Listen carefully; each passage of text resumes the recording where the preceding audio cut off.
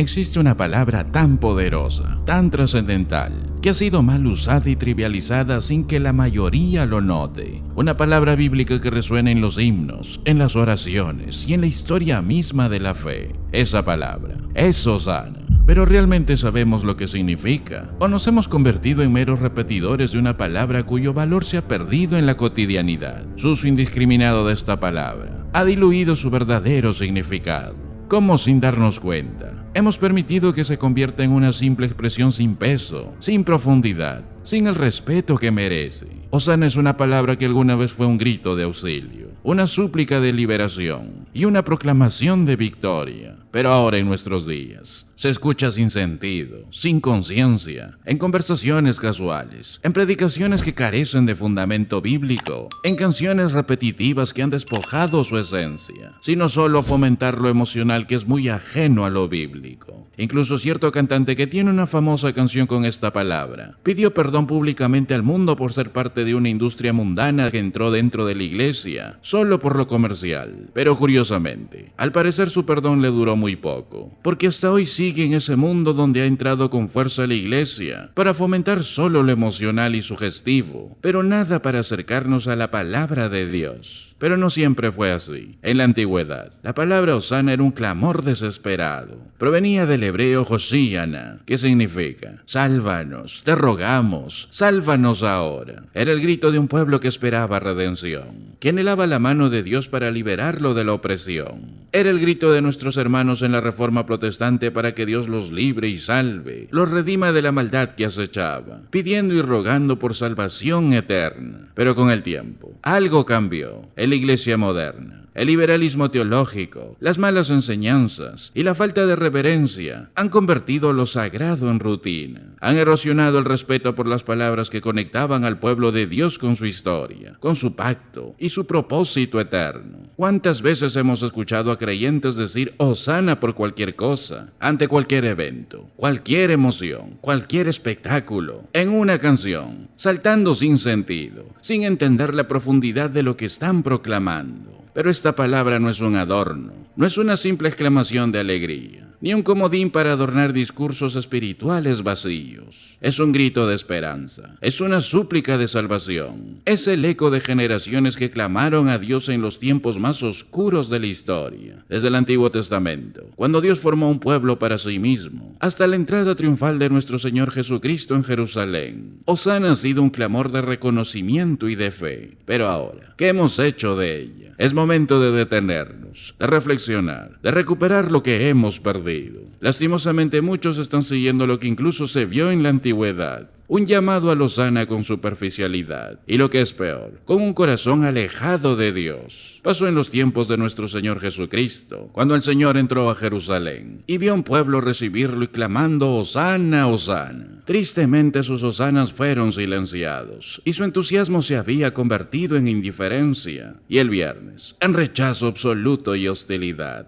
Y el Señor Jesucristo fue crucificado por una turba sedienta, formada por las mismas personas que lo habían aclamado como rey, que decían Hosana. Pero en ese día, el día en que el rey entró en la ciudad, el rey vino a dormir. Cuando Jesús entra en la ciudad y oye los hosanas y las alabanzas, ciertamente siente detrás de ellos la hostilidad y el rechazo, sabiendo que pronto se apoderarán de él y terminará cuando lo lleven a la cruz. Y de hecho, hasta ese momento había evitado cualquier confrontación pública de ese tipo, porque sabía que conduciría ahí, y no quería algo prematuro. Tenía que ser en el buen tiempo del Padre. Y así, el Señor Jesucristo mismo, en la voluntad del Padre, planeó deliberadamente una manifestación. El hecho de que el Señor Jesucristo cabalgase sobre un pollino de asna, en lugar de sobre un caballo blanco, era una manera de demostrar que era un rey, pero no como el tipo de rey que ellos esperaban. Ellos buscaban un conquistador militar, un jinete sobre un caballo blanco que viniera a derrocar Roma, alguien que dirigiera un golpe de estado, una rebelión a gran escala, una guerra contra Roma. Pero querían una guerra contra Roma a un nivel sobrenatural, el tipo de nivel que habían visto demostrado por los milagros del Señor Jesucristo. Y si nos preguntamos hoy, la gente que busca de Jesucristo, un Jesús que les dé riquezas, un Jesús que les cumpla sus deseos humanos, un Jesús que les sacie sus necesidades, un Jesús que les sane sus enfermedades, un Jesús que les llene de de éxito y fama. Si te das cuenta, todo centrado en el yo. Pero Jesucristo, incluso en la forma en que cabalgaba, vino a dejar muy en claro que no traía guerra sino paz, y que no iba a venir como justiciero, sino que iba a venir para que lo eliminen. Él no vino para saciar la sed carnal. Él vino para cumplir los propósitos del Padre, y para que sus seguidores lo sigan, lo obedezcan y vivan eternamente con Él. Y así vemos el evento que Jesús realmente inaugura.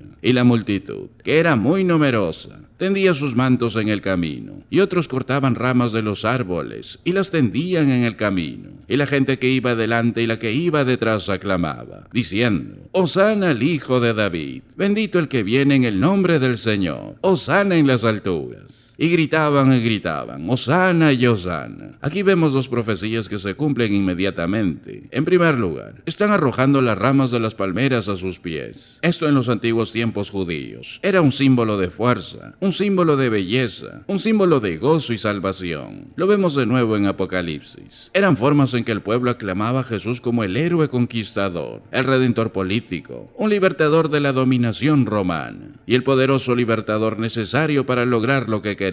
Habían visto y oído lo suficiente con respecto a su poder. No había pasado mucho en donde vieron la resurrección de Lázaro para tener confianza en que él iba a hacer que sucediera. Ellos pensaron lo contrario. Y cuando dicen la palabra Hosana, esa palabra significa sálvanos ahora. Pero si queremos traducir eso a lo que realmente querían decir, lo que realmente querían decir era: trae la revolución ahora, líbranos de la atadura romana. No era una cuestión espiritual lo que pedían, era una cuestión política, una cuestión económica y social lo que pedían. Y hoy es casi lo mismo en muchos corazones. Quieren una revolución en sus vidas, pero no una espiritual, sino una material, una superficial, una carnal. Sálvanos ahora. Este es el momento, este es el tiempo. La euforia está en su apogeo. El apoyo público está en su punto más alto. Tienes el poder de la multitud para dominar a la guarnición romana. Deja que suceda ahora. Estas son las mismas personas que ahora gritan Hosana, quienes muy pronto van a gritar: crucifícalo, crucifícalo. Y sabes, eso lo vemos incluso en la iglesia el día de hoy, incluso rondando el cristianismo actual. Por un tiempo parecen adorar al Señor Jesucristo, pero no pasa mucho tiempo antes de que se unan a los crucificadores. El Señor Jesucristo lo sabía. Él conocía la inconstancia y la inconsistencia de sus hosanas. Y hoy son los que promueven la agenda antibíblica y satánica dentro de la iglesia. Cantantes, predicadores y muchos que se dicen ser creyentes, que fomentan enseñanzas lejos de la palabra de Dios, que viven no conforme a las palabras de Dios, sino a sus propias decisiones, ideas e interpretaciones. Curiosamente, un poeta dijo: ellos arrancan sus ramas de palma y lo aclaman como rey temprano el domingo. Extienden sus vestiduras, cantan hosanas temprano el domingo. Pero ¿dónde está el ruido de sus pies apresurados? La corona que ofrecerían, el cetro y el asiento. Su rey vaga hambriento, olvidado en la calle temprano el lunes. No pasó mucho tiempo hasta que le quitaron la vida, pero el grano tenía que dormir. Estaba en el consejo y la providencia de Dios. Y debido a su padecimiento y resurrección, nuestros pecados pueden ser perdonados. El mundo pensó que estaba juzgando al Señor Jesucristo, pero la situación se invirtió. Cristo estaba juzgando al mundo.